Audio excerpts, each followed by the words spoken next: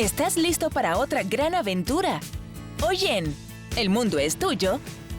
Vamos a Centroamérica a ver uno de los cenotes más grandes del mundo. Este gran agujero azul es parte del sistema de reservas de la barrera del arrecife de Belice. Desde las profundidades del océano hasta la cima de la colina sobre la que se asienta el castillo de San Jorge, aterrizaremos en Lisboa, Portugal, para así experimentar todo lo que esta antigua ciudad tiene para ofrecernos. Finalmente, iremos selva adentro en un viaje a través de un río que solo los exploradores más valientes se atrevieron a cruzar. ¡Vamos a la selva amazónica! ¿Estás listo? Entonces, ¡vamos! El mundo está allí, esperando por ti, porque el mundo es tuyo.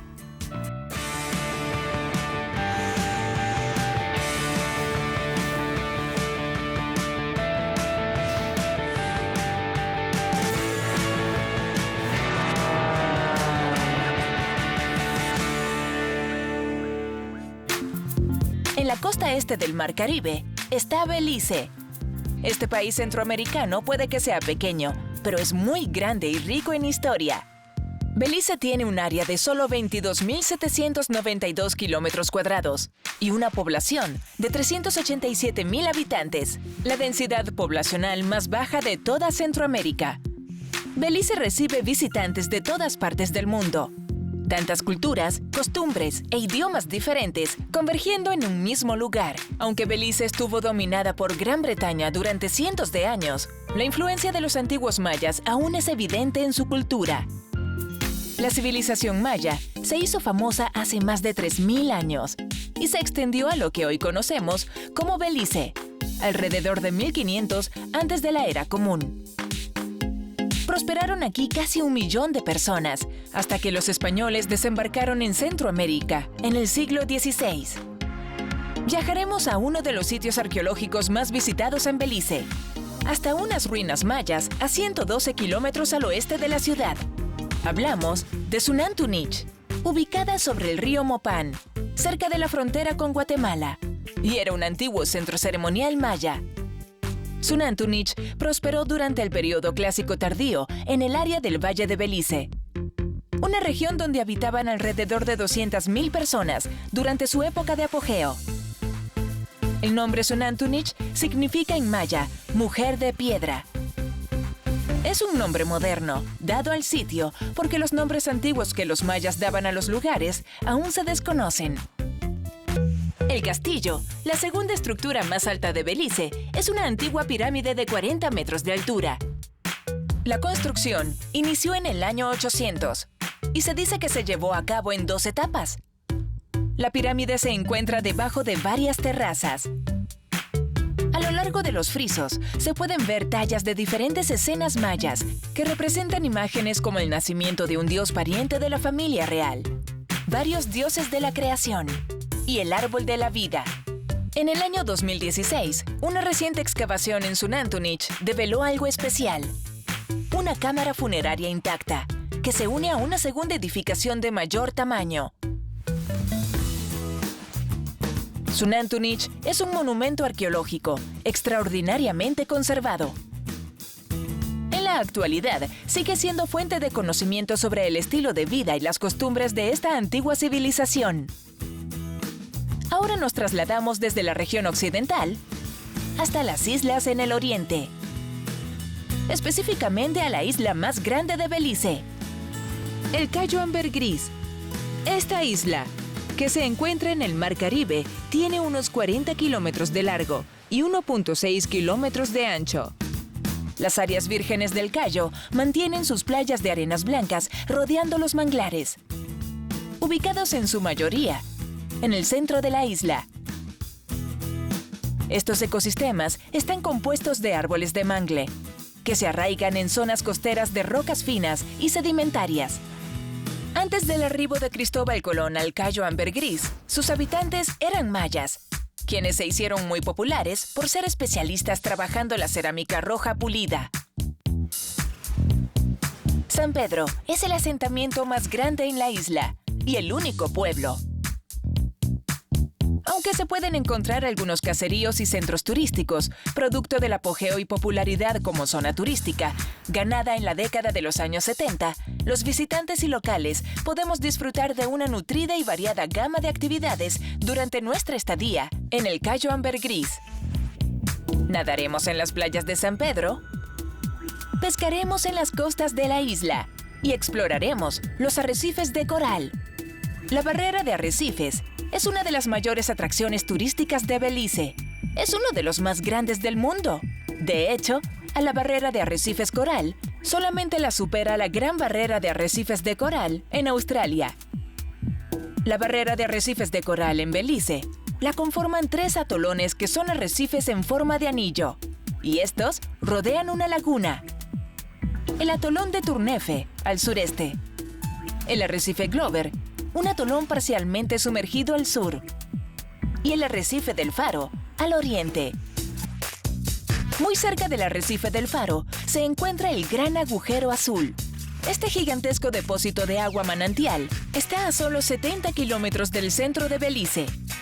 Mide más de 305 metros de ancho y supera los 122 metros de profundidad. Una serie de fenómenos glaciales formaron este cenote antes de que el nivel del mar se incrementara. Mediante el análisis de las estalactitas, se determinó que dicho proceso comenzó hace más de 150.000 años. Y al elevarse el nivel del mar, la cueva se inundó. El Gran Agujero Azul cobró fama cuando el famoso explorador francés Jacques Cousteau afirmó que era uno de los 10 mejores lugares para bucear en todo el mundo. En 1971, Jacques Cousteau viajó hasta allí para medir las profundidades y poner a prueba sus interesantes teorías geológicas. Hoy en día, es un destino muy popular entre submarinistas. La zona es célebre porque cuenta con una gran variedad de especies de tiburones, tiburón del arrecife caribeño, tiburones sarda. Incluso se han visto algunos tiburones muy cerca del Gran Agujero Azul. Este lugar es considerado como uno de los sitios más increíbles en la Tierra, así como una experiencia imperdible para los buzos de todo el planeta. Pero cuidado, no es una zona adecuada para principiantes de esa disciplina. Se requieren años de experiencia para bucear en el Gran Agujero Azul. Aunque es una excursión oscura y peligrosa, también es un logro único. Así que necesitaremos prepararnos lo suficiente para vivir la experiencia de sumergirnos en el Gran Agujero Azul de Belice. Y estamos listos para subir a la superficie. Es el momento de irnos a nuestra siguiente parada en Europa. Pero primero, probemos tus conocimientos acerca del mundo. Bajo el dominio del Imperio Romano, el nombre para Lisboa era Olisipo. ¿En honor a cuál fundador de la ciudad se colocó este nombre? A. A Odiseo. B. A Edipo. C. A Otelo. D. A Orville Wright. La respuesta al regreso, cuando volvamos con más de El mundo es tuyo.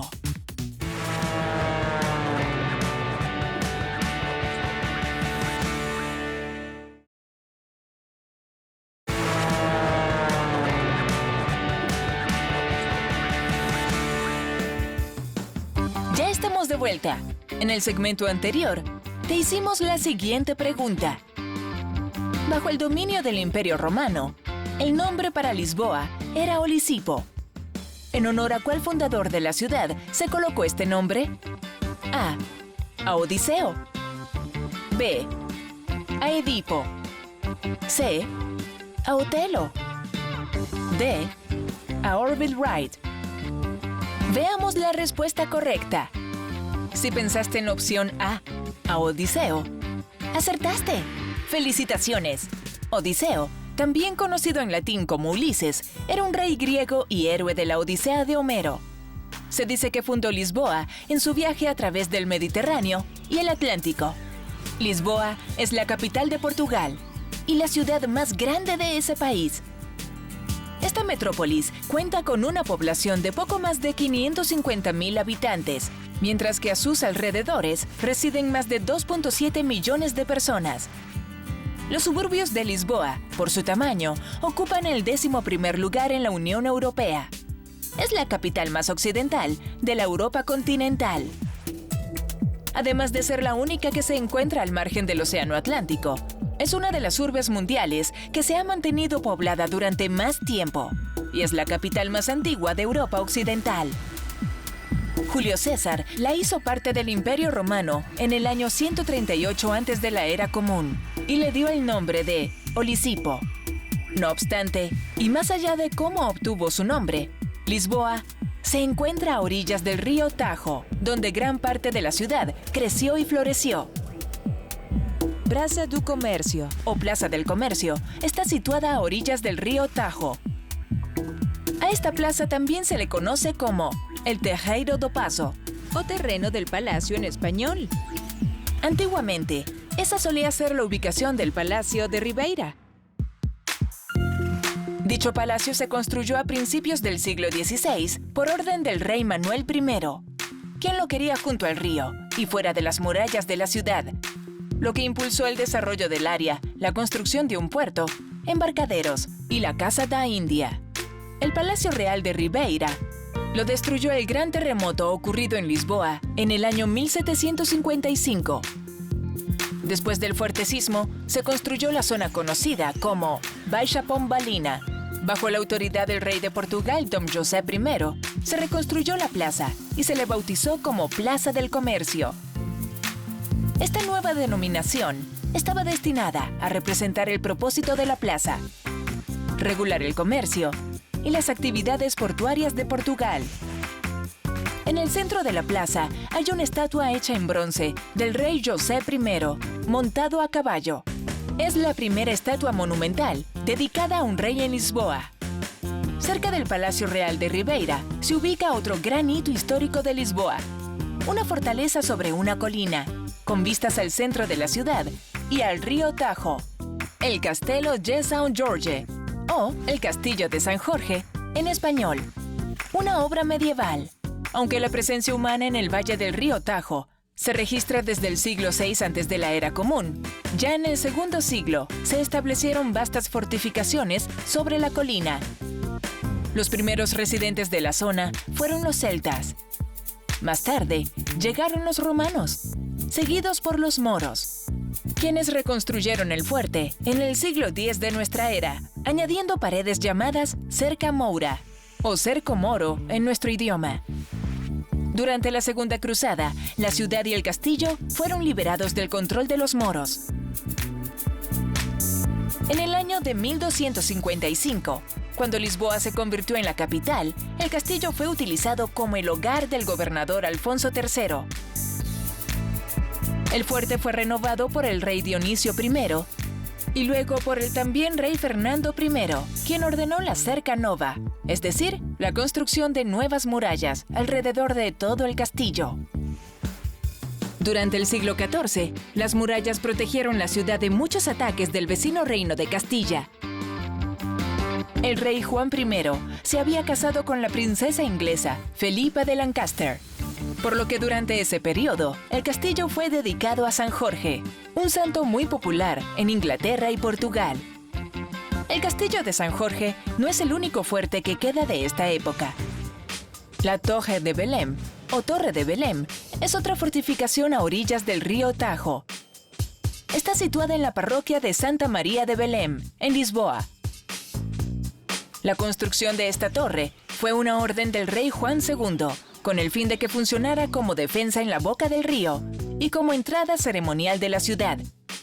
Aunque los planos sí se diseñaron, el edificio no se construyó mientras el rey Juan II vivía. No fue sino 20 años después, cuando el rey Manuel I revisó el diseño y puso en marcha la construcción.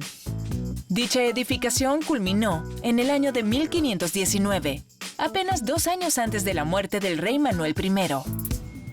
El siglo XVI fue una época de gran expansión en Lisboa. La Torre de Belém es una importante muestra del estilo manuelino, propio de la época del reino de Manuel I. Esta obra se construyó con piedra caliza. Tiene 4 pisos y casi 30 metros de alto. Se erigió en una isla a la orilla del río, donde permanece en la actualidad. La Torre de Belém es una de las atracciones turísticas más visitadas y vistosas de Lisboa. Ahora que hemos visto algunos de los más arraigados símbolos históricos de Europa, es el momento de navegar al Amazonas e iremos en busca de lo oculto y misterioso. Pero primero, probemos una vez más tus conocimientos sobre el mundo. La selva amazónica es uno de los bosques con mayor biodiversidad del mundo. ¿Cuántas especies de insectos se pueden encontrar en esta jungla tropical? A. 2.500. B. 25.000. C. 250.000. D. 2.500.000. La respuesta cuando estemos de regreso en El Mundo es Tuyo. ¡Ya volvemos!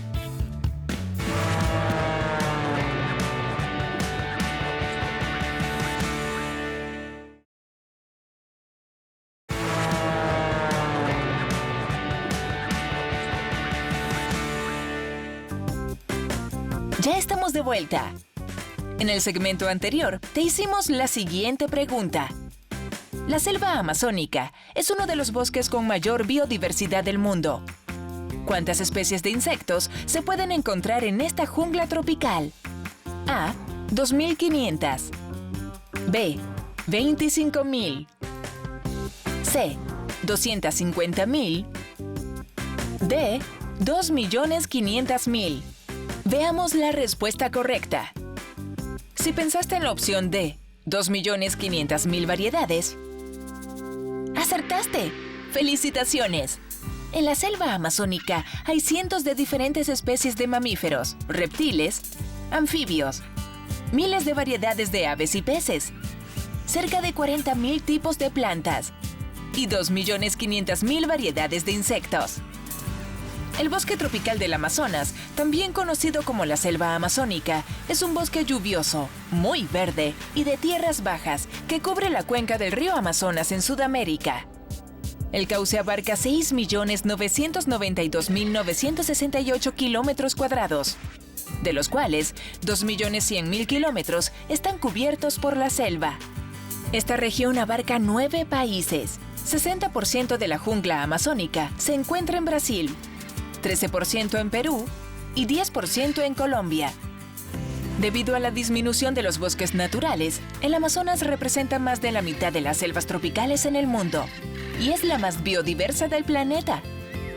Cuenta con la impresionante cantidad de 390.000 millones de árboles, de 16.000 variedades distintas. Una de cada 10 especies conocidas de animales tiene representación en la selva amazónica, entre ellos loros, jaguares, monos, perezosos y las impresionantes ranas punta de flecha. Como ya dijimos, la espesura amazónica cubre parte de diferentes países y en el estado brasileño de Amazonas está su capital, Manaus. Ubicada en las cercanías de la unión entre los ríos Negro y el río Solimões, Manaus cuenta con una población aproximada de más de 2 millones de habitantes, lo que la convierte en la ciudad más poblada, tanto del estado Amazonas, en Brasil, como de la selva amazónica. Debido a su posición en el medio del inmenso bosque tropical, el acceso a Manaus no es fácil.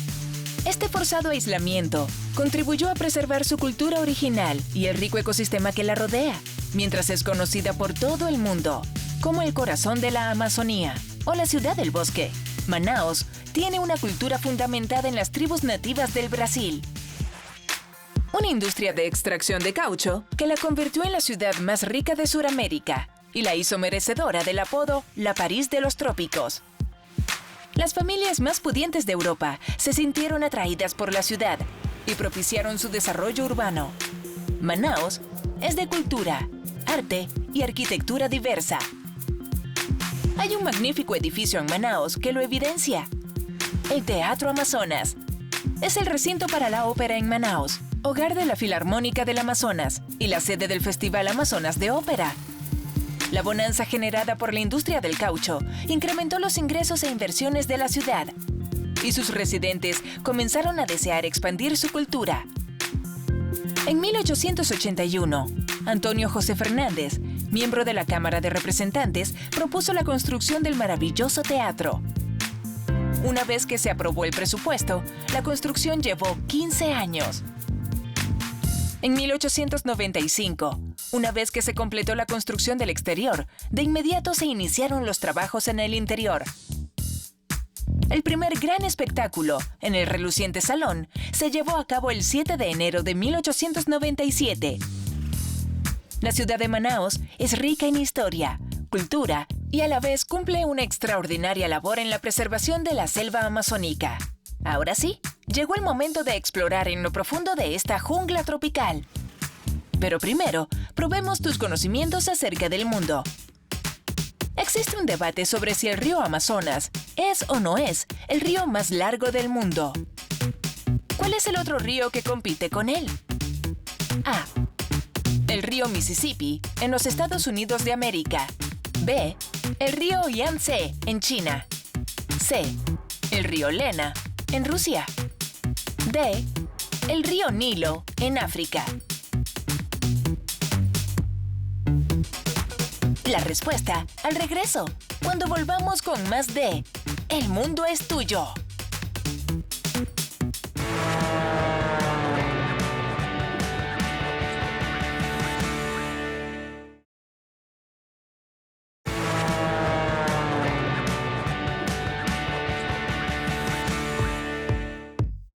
Ya estamos de vuelta. En el segmento anterior, te hicimos la siguiente pregunta.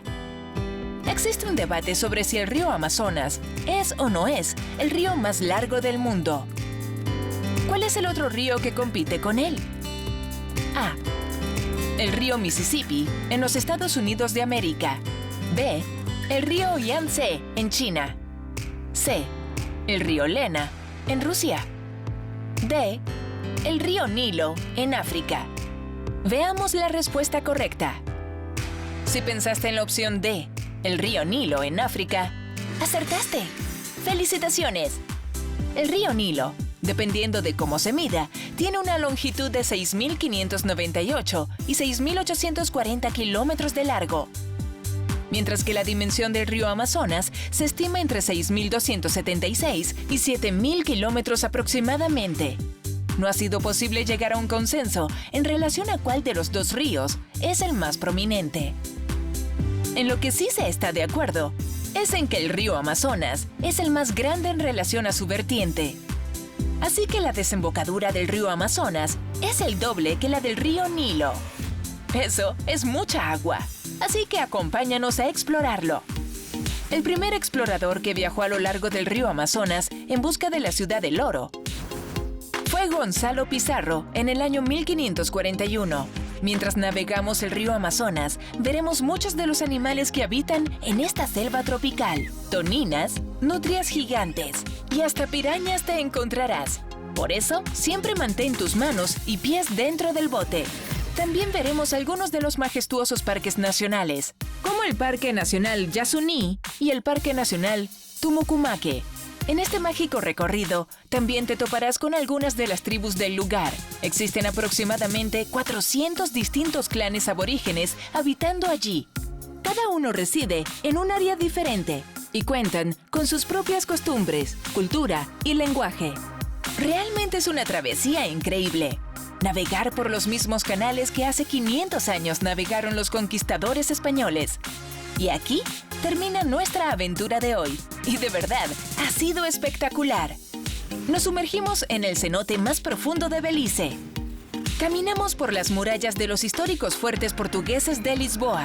Y navegamos por un caudaloso río a través de la más inmensa jungla, en la selva amazónica. También llegamos a tiempo para tomar asiento en la Ópera de Manaos. Nos quedan muchas aventuras más por vivir. Hasta una próxima oportunidad. Y recuerda, el mundo está allí, esperando por ti, porque el mundo es tuyo.